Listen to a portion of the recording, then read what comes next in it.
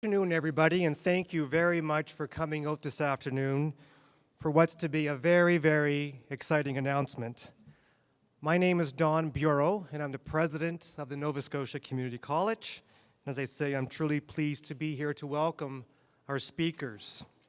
Our speakers today are the Federal Environment and Climate Change Minister, the Honorable Catherine McKenna, Nova Scotia Premier and special alum of NSCC, the Honorable Stephen McNeil, Nova Scotia Environment Minister, the Honorable Margaret Miller, and the Federal Treasury Board President, the Honorable Scott Bryson.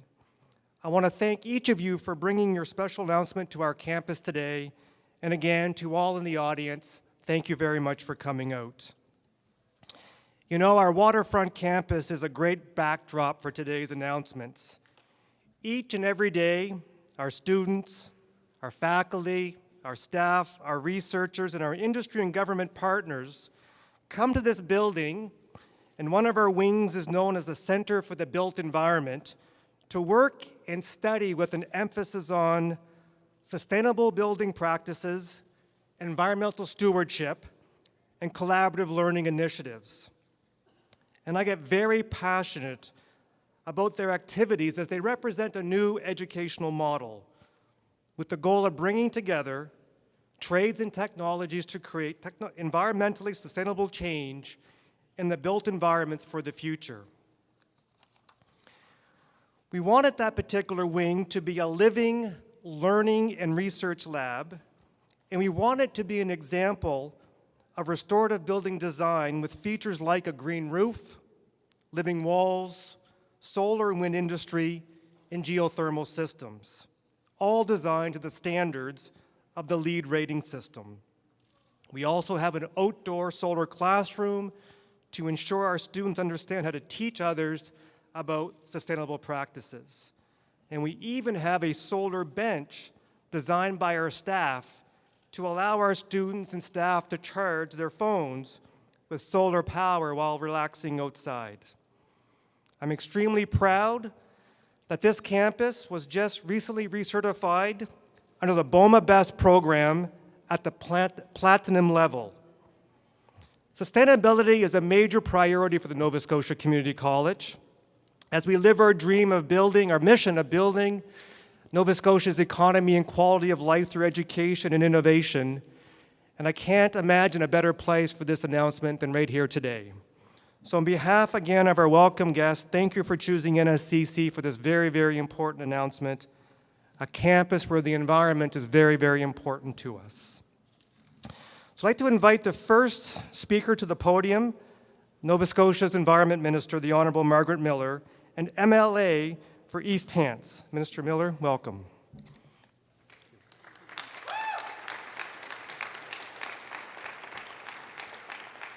Thank you so much, Don. Good afternoon and welcome to Premier McNeil. Welcome, Minister McKenna. Welcome, Minister Bryson, and good day, everyone. This is the first time I've been to this campus, and I can't tell you after hearing Don's words how much I want to come back now and actually go on a tour of all this facility. I think it's absolutely wonderful, the things you've said, and certainly looking forward to that. It's where we need to be. But today is about a very important announcement, and it's the culmination of what the province, together with our federal partners, have been working on for the last few months. For those of you who may recall me leaving a meeting room in October, what you're about to hear shows that we never really ever left the table. Minister McKenna, Catherine, we truly appreciate your commitment to our collective goals on climate change and your flexibility that has enabled us to design the right solution for Nova Scotia. So I'm pleased to introduce our Premier, the Honourable Stephen McNeil, to share our great news. Thank you.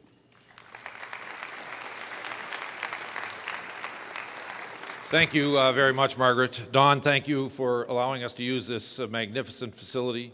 It is not only a showcase for the college, but it is a showcase for the province. It's amazing every time we get an opportunity to come in here to see the extraordinary things that are happening in education in Nova Scotia. Minister Bryson, good to see you again. Minister McKenna, thank you for being here. I have a number of my provincial colleagues that are here. Thank you. I see Minister Sampson, Minister Bernard. Joyce, it's nice to see you. I'm sure there's a number of others. that are here. I want to thank them for their commitment to continuing to make sure that we continue to move our province along and face the many challenges that not only our province face, but that the world faces. And today we're here to talk about climate change. The people of Nova Scotia have recognized for a number of decades the challenges facing climate change, and it's gone through successive governments, Conservative, New Democratic governments. I saw former Premier Dexter, who is here. This announcement today is building on what his government had started and allowing our government to continue to build on, and any future government to continue to make sure that Nova Scotia continue to lead the country in GHG reductions. All of that has come at a cost. I was pleased today to hear at the announcement when the federal government talked about the reduction of coal-fired energy in our country by 2030. They recognize the tremendous work that had been taking place in Nova Scotia over the last number of decades and signed an equivalency agreement with our province that will allow us to use coal beyond 2030, but not as a major source of generating energy, but to ensure that we can continue to use it on some of those days that are most critical to us when we may need extra energy. But we're going to continue to work, as we've always done, with a focus on eliminating and moving directly to a green grid in Nova Scotia. Today, your announcement allows us to continue to do that. But equally more importantly, the federal government has recognized the leadership Nova Scotia has played on the federal scene for 2 decades.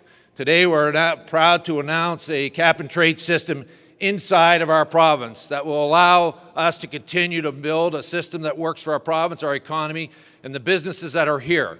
It allows us to be recognized for the tremendous reduction we've had on the electricity side, but at the same time using some of those credits on the side when it comes to the gas sector, transportation, infrastructure in our province. But let me tell you that by no means means that we as a government or we as a province believe we should take our foot off the gas pedal. We have work to do. We need to continue to make sure that the greenhouse gas reduction in this province continue to go in the right direction.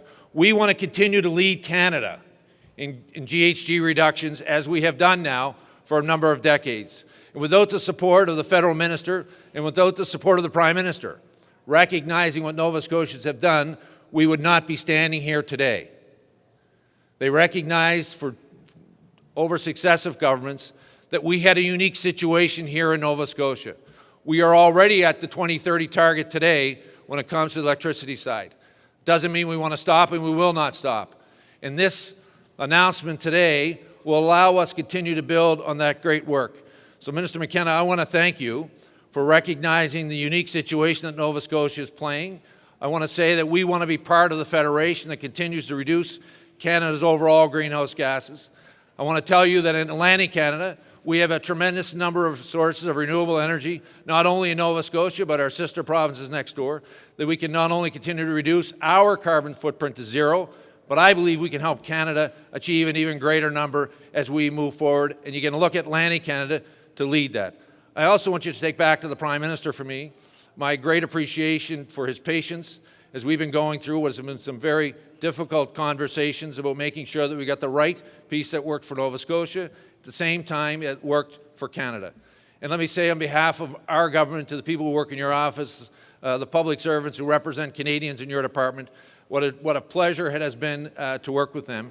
And for Nova Scotians, I want to say to you how proud you should be of the tremendous work that has been brought forward by the public servants here. A number of departments came together, deputy ministers, directors, executive directors came to the table as equals to find a solution that made sure that we continue to lead the country in greenhouse gas reduction, at the same time not affecting the pocketbooks of Nova Scotians. This is a win-win for Nova Scotians. It is a win for Canada. It shows you when federation works, when 2 levels of government, whether they have disputes, come together in a thoughtful way, can find a constructive, thoughtful solution to the challenges facing our province. And I'm honored that the federal minister who just came back from Morocco, she spent a night to experience winter in Ottawa, so she was looking for a sunny destination on the East Coast, so she came to Halifax. We were grateful to receive her, and I want to welcome her to the podium so that she can express, on behalf of the federal government, their views.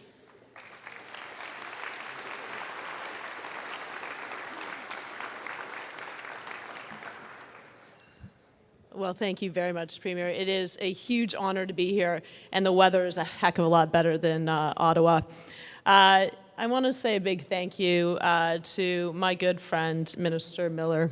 Margaret, you know, in this job you do have difficult conversations, but we are Canadian.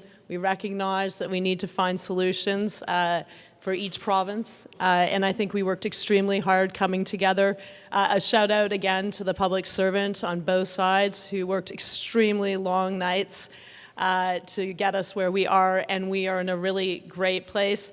Obviously thrilled to be here with my great colleague, Scott Bryson, Member of Parliament for King's Hands, a huge advocate for Nova Scotia around the cabinet table and across Canada. And also to Dawn.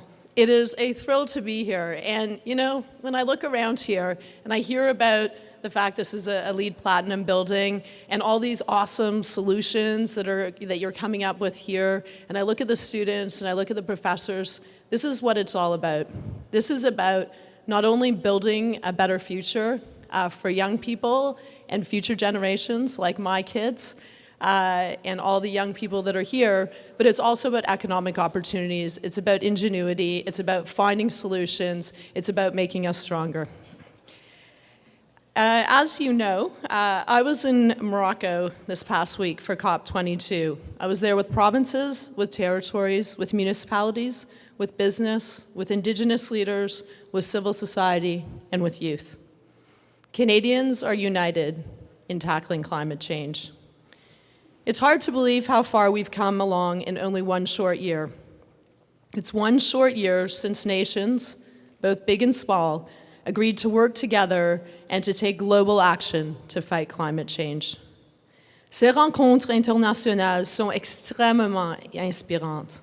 En plus de rencontrer mes homologues d'autres pays, c'est une occasion d'échanger avec eux et d'échanger sur nos préoccupations par rapport au changement climatique.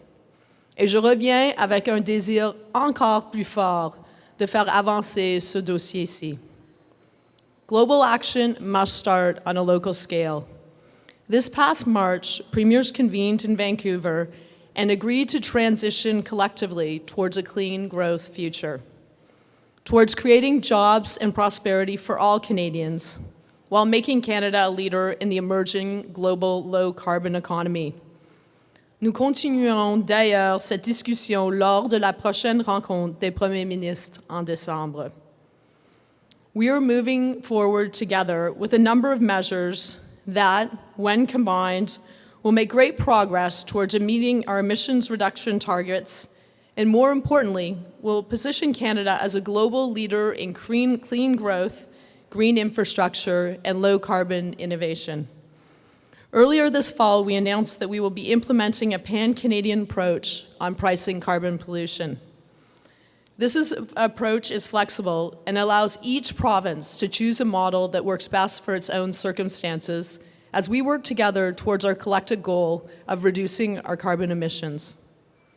Putting a price on carbon pollution will help create the incentives we need for Canadians to seize the tremendous opportunities for business growth and innovation that will be created as companies invest in clean technologies worldwide.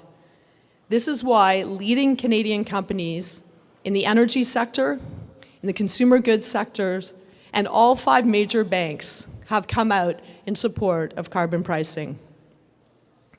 Just this morning, I announced that we are accelerating the phase-out of traditional coal-fired electricity and supporting new investments to help provinces and territories as they transition to greener ways of producing electricity. Clean electricity that can power our homes, our businesses, our industries, and our means of transportation. And I'm so happy to be here as we celebrate this milestone agreement with Nova Scotia. We currently have an equivalency agreement in place with Nova Scotia regarding the federal regulations on greenhouse gas emissions from coal-fired electricity generation. We are very pleased that Nova Scotia has expressed an interest in entering into an updated equivalency agreement for the regulations that I announced this morning. We will work closely with Nova Scotia to develop this agreement. Along with the accelerated coal phase-out, I am very pleased that we were able to work together and that Nova Scotia intends to put a price on carbon pollution as they continue to invest in clean, renewable energy. Through a new cap-and-trade system, Nova Scotia will be capping emissions from the electricity sector and other emissions from the combustion of fossil fuels in the province. Nova Scotia's multi-pronged approach builds on the province's existing actions and ensures that Nova Scotia will remain a leader in contributing to Canada's international target under the Paris Agreement. The partnership between the governments of Canada and Nova Scotia is based on our shared objective of reducing emissions in the most effective and efficient manner possible across the province. I thank the province of Nova Scotia for working so hard with us to take this tremendous step forward in addressing climate change and supporting our shared goal of a clean and innovative economy. We're all in this together, and the partnerships are vital to our success. In closing, I want to say again how proud I am of the leadership that your province has shown and continues to show on the fight against climate change. But so much has been done across Canada as well. We're coming together to take on this global challenge. We owe it to our children and our grandchildren to leave this world better than how we found it. The world is moving to take serious action on climate change. Taking a leadership role will allow us to benefit from new opportunities in the emerging clean growth economy. The successful partnership with the province of Nova Scotia is something we are working to establish with every province and territory as we transition to a low-carbon economy, where our homes and businesses can rely on a plentiful supply of clean and renewable energy, all while creating good jobs right here at home. We'll continue to work closely with Nova Scotia and all provinces and territories in a collaborative, productive way to reduce greenhouse gas emissions. It's really true that Canada works best when we work together. And going forward, we will be partnering with all provinces and territories to build the low-carbon economy of the future. This is what prosperity really is: a strong economy, but also clean air, green jobs, and a competitive business environment. And that's something I'm sure we can all agree on. It can be done, and it will be done. Thank you very much. Merci. And now, I am thrilled to introduce my good friend, Scott Bryson, the Member of Parliament for Kings Hants. As I said, you wouldn't find someone outside of the province that is a bigger cheerleader for Nova Scotia and for Nova Scotians. And it's a pleasure to work with him.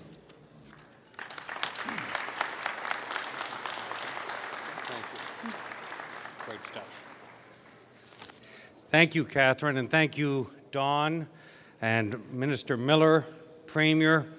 This is a great day for Nova Scotia to celebrate a great Made in Nova Scotia solution. And Nova Scotians understand the urgency of tackling climate change.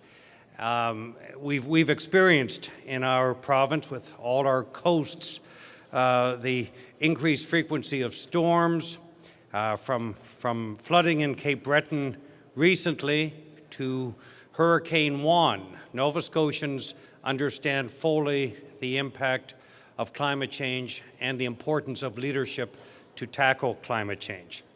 And in fact, Nova Scotians have demanded for some time, as the Premier has said, action from all levels of government. And the Nova Scotia government led the charge with a regulatory approach for cutting emissions in its electricity system, moving from coal towards renewables. And Prime Minister Trudeau, Minister McKenna, our government recognizes that progress and the leadership that Nova Scotia has taken and continues to provide to the country. In the spirit of cooperative federalism, Nova Scotia's regulatory leadership on electricity was taken into account in a carbon pollution pricing plan designed in partnership with the government of Nova Scotia. And I'm proud of the climate change leadership provided by my Premier and our government in Nova Scotia. As a citizen of Nova Scotia, I'm very proud of that leadership, and I want to thank Minister McKenna and her team, Catherine and her team, for their hard work and engagement with the government of Nova Scotia, and for her national leadership, national and international leadership on climate change. This announcement is good for the environment, and it's good for the Nova Scotian economy. I see Ray Ivany here. And Ray Ivany and the Ivany report made very clear the opportunities we have going forward in terms of clean growth, whether it's tidal and the tidal research being conducted at Acadia University, or wind, all the areas in clean tech and research and development. These are the jobs of the future. So I feel very strongly that this agreement will help Nova Scotians do well in the green economy as they do good in the fight against climate change. So again, I'm very proud of all levels of government, which worked so hard together to make today's announcement possible. And this is really a very important announcement for the future of Nova Scotia. And I want to thank the Premier and Minister Miller and their government, and I want to thank Catherine and her team for having been so devoted to and engaged with the government of my province in Nova Scotia. So thank you very much.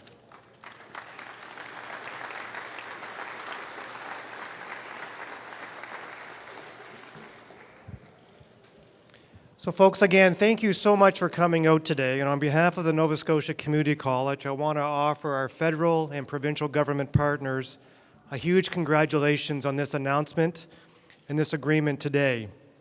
And again, I want to thank them for choosing NSCC as a place to make this announcement.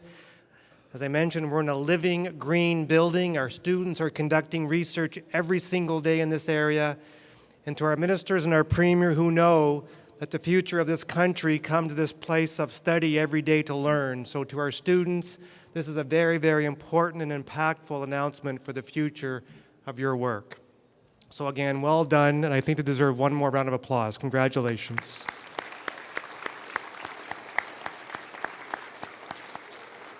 So now I'm going to invite Tina Thibault from Communications Nova Scotia, who will come to the podium and moderate any media questions for the ministers and the Premier. Thank you.